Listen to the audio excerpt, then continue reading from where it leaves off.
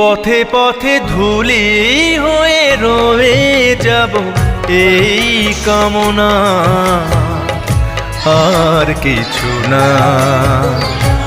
আগামী পায়ে পায়ে আমিও পৌঁছে যাব সেই ঠিকানা, আর কিছু না।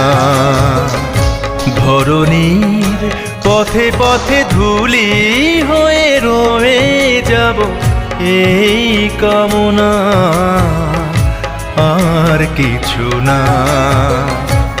আগামীর পায়ে পায়ে আমিও পৌঁছে যাব সেই ঠিকানা, আর কিছু না।